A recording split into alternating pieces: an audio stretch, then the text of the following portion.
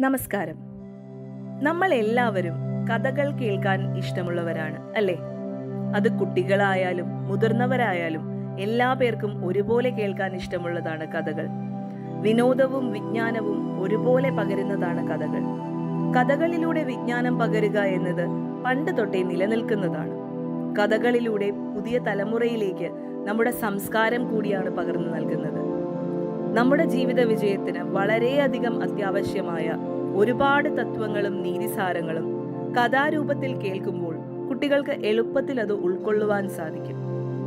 കഥകളിലെ കഥാപാത്രങ്ങൾ എന്താണ് ചെയ്യുന്നത്, അവരുടെ പ്രവൃത്തികളുടെ പരിണിത ഫലം എന്താണ്, ഇതെല്ലാം കുട്ടികൾ പെട്ടെന്ന് മനസ്സിലാക്കിയെടുക്കുന്നു.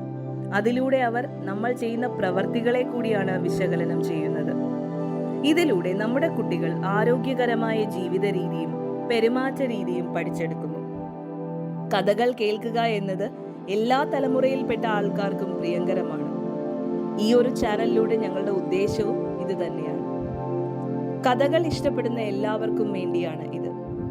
അത് ഗുണപാഠ കഥകളായിക്കൊള്ളട്ടെ, പുരാണ കഥകളായിക്കൊള്ളട്ടെ. കഥകളോടൊപ്പം അല്പം അറിവ് പകരുന്ന വിജ്ഞാനപ്രദമായ വാർത്തകളും നിങ്ങൾക്ക് ഇതിലൂടെ പ്രതീക്ഷിക്കാവുന്നതാണ്.